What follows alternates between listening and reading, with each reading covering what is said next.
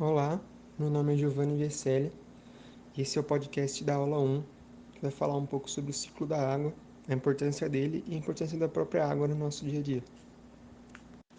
Bom, o fato é que se perguntarem para qualquer pessoa se a água é importante, obviamente todas vão dizer que sim e dar aquela resposta mais comum. Ah, sem a água não existe vida.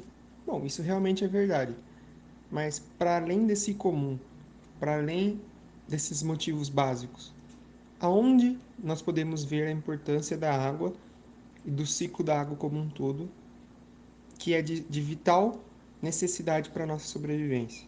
Aqui nesse podcast a gente vai falar um pouquinho desse menos comum a respeito da importância da água. Bom, então além da importância direta da água para nós podemos também ressaltar alguns pontos de atuação da água não tanto, que a gente não repara tanto, né? Nós podemos ressaltar, por exemplo, a fotossíntese, que é um processo pela qual a planta utiliza a água para produção de energia e, consequentemente, para a própria sobrevivência.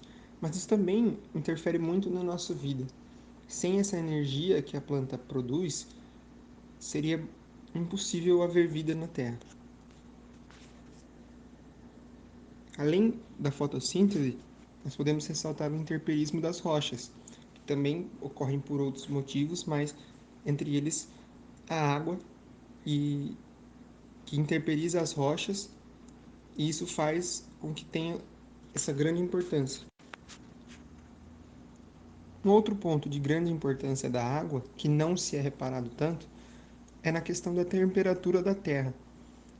As correntes marítimas ajudam a controlar e distribuir o calor de forma um pouco mais coerente para os polos da Terra e também para o Equador. Então, através de um ciclo, as correntes marítimas transportam esse calor para a Terra. Então, a água também tem esse potencial de ajuda no controle de temperatura. E falando um pouco sobre a temperatura corporal da gente mesmo, a água pode ter uma interferência sim.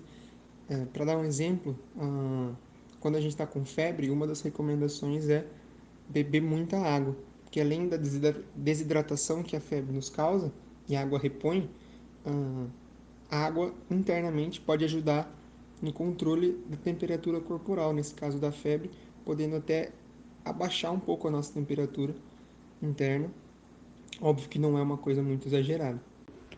Bom, agora seguindo e comentando um pouco mais sobre o que o Giovanni falou, meu nome é Matheus Viana e vou comentar um pouco sobre o ciclo da água e como ele se relaciona com o meio ambiente.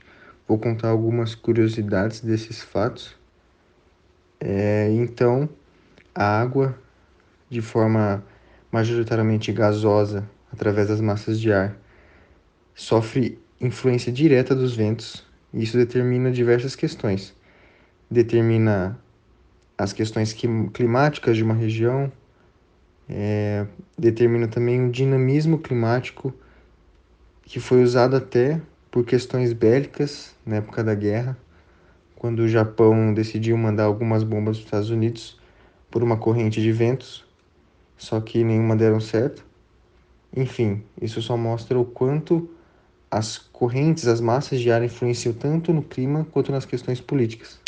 E outra questão que é muito importante a gente comentar sobre essa relação das massas de ar com a água é a poluição. Como a poluição afeta o ciclo da água e como ela afeta a nossa vida.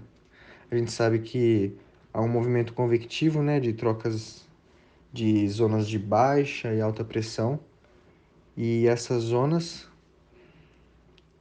fazem com que chova em alguns lugares e outros não, e a poluição acaba agravando e levando alguns poluentes, fazendo com que ela reaja com a água e possam causar diversos problemas. Um deles, mais comum, é a chuva ácida, que pode influenciar tanto no nível de pH dos rios, dos lagos, influenciando todo um ecossistema.